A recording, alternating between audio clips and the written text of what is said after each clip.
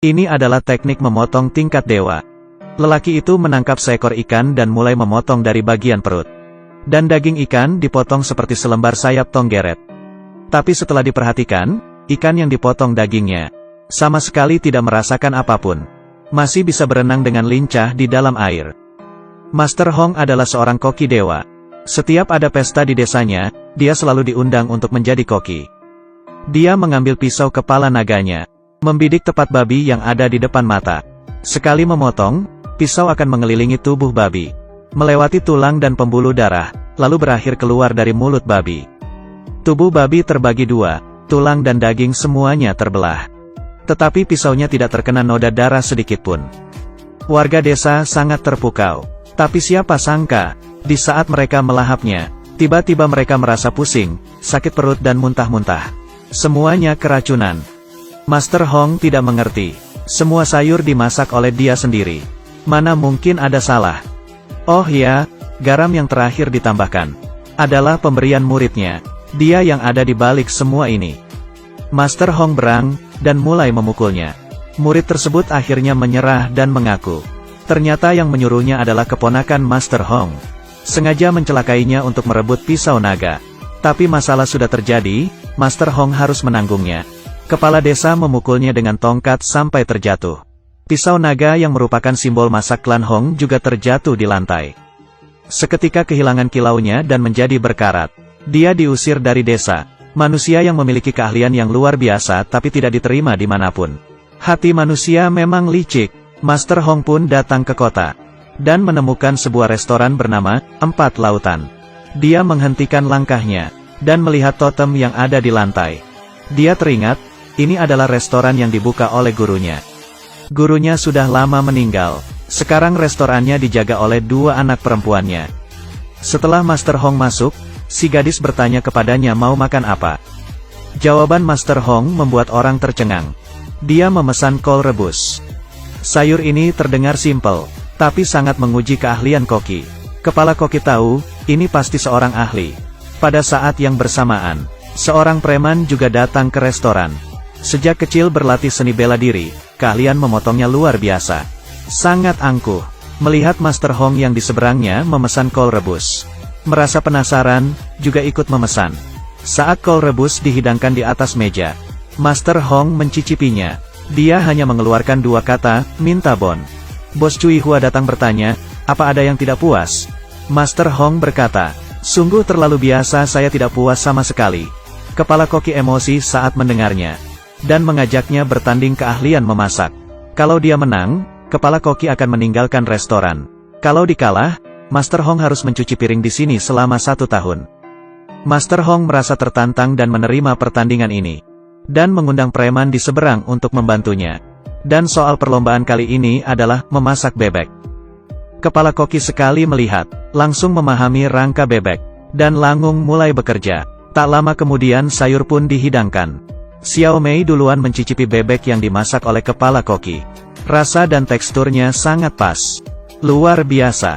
Tetapi Master Hong hanya mengeluarkan 4 kata, sudah pasti ngomongnya begitu. Xiao Mei kesal, menunjuk ke arah bebek yang dimasaknya, kamu lihat bebek ini. Baru dihidangkan, sudah dingin. Lalu mengulurkan tangannya untuk menyentuhnya. Adik. Ya Tuhan, kenapa sangat panas? Tiba-tiba kulit bebek robek. Mengeluarkan panas dan suara mendesis. Rupanya bebek yang dilumeri maltosa, mempunyai efek menghangatkan. Tidak hanya begitu, Master Hong mengetahui bebek sifatnya dingin. Saat melakukan kontak dengan pisau, daging bebek akan mengeras dengan cepat. Maka itu, saat memproses bebek yang diandalkan adalah tenaga dalam. Xiao Mei mencicipinya, langsung terkesan. Kepala koki mencicipinya, ekspresi berubah, langsung mengaku kalah. Dan meninggalkan restoran. Sejak saat itu, Master Hong berhasil menjadi kepala koki di restoran. Bersama dengan si preman Awei. Awei sifatnya angkuh, tidak terima menjadi pembantu Master Hong. Dan mengajak Master Hong bertanding keahlian memotong. Pertandingan dimulai. Master Hong mengambil seekor ikan. Dengan sigap memotongnya menjadi lembaran. Tetapi ikan yang diambil dagingnya masih bisa hidup dan berenang dengan bebas. Lalu mencicipi daging ikan. Segar lembut manis halus. Daging ikan rasanya seperti hidup kembali di dalam mulut. Awei akhirnya mengaku kalah, dan meminta Master Hong untuk menjadi gurunya. Master Hong memang bermaksud begitu, tapi tidak langsung menyetujuinya. Masalahnya Awei sifatnya tidak sabaran dan angkuh. Master Hong mengeluarkan baskom berisi pisau-pisau. Pisaunya semua berkarat, lalu menyuruhnya mengasah pisau, melatih kesabarannya. Dalam beberapa hari, semua jenis pisau diasahnya sampai tajam sekali. Selanjutnya adalah membantu koki, dari pagi hingga malam, mengiris kulit wortel, memotong daun bawang, bawang putih, jahe. Dari kecil sampai besar semua harus dikerjakan. Dalam waktu 2 bulan, Awei menghilangkan sifatnya yang impulsif. Master Hong akhirnya menerima dia menjadi murid, mengajarinya memasak. Yang pertama yang harus dipelajari adalah menggoreng telur. Masakan ini tampak mudah, tapi harus detail. Supaya bisa wangi, empuk, lembut, halus. Saat mengocok telur harus pas kombinasinya. Panci panas dan masukkan minyak, atur apinya. Semuanya membutuhkan pengalaman. Kalau Awei berhasil mempelajarinya, baru bisa lulus. Dengan adanya kerjasama antara Master Hong dan Awei, usaha di restoran semakin ramai setiap harinya. Hal ini menarik perhatian keponakannya. Dia juga membuka usaha restoran di kota. Pelanggan direbut oleh mereka. Sungguh lancang. Lalu dia mengerahkan bawahannya untuk pergi restoran 4 lautan. Sengaja memasukkan paku ke dalam sayuran. Membuat onar, dan merusak nama baik mereka. Usaha di restoran menurun drastis. Master Hong merasa bersalah, dan bertekad untuk bangkit kembali. Dan kesempatan pun datang. Di dalam kota akan diselenggarakan pertandingan memasak. Yang menang akan mendapat hadiah yang besar, dan menjadi sangat terkenal. Di sisi lain, keponakan juga mendengar kabar ini, dan ingin menguasai posisi pemenang. Dia meremehkan Master Hong. Hari pertandingan, keponakan mengutus pemenang pertandingan memasak tahun lalu si gendut untuk bertanding. Di pihak Master Hong, dia mengutus Awei.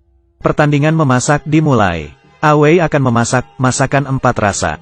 Dia membuang tulang burung puyuh, lalu dimasukkan ke dalam burung merpati. Lalu burung merpati dimasukkan ke dalam perut ayam. Kemudian ayam dimasukkan ke dalam perut bebek. Dimasak dengan api kecil dan dilumuri saus rahasia. Satu macam masakan yang merupakan gabungan dari 4 macam daging. Dagingnya sempurna, sungguh keahlian yang luar biasa. Awei berhasil masuk ke babak final, bersama dengan tim si gendut.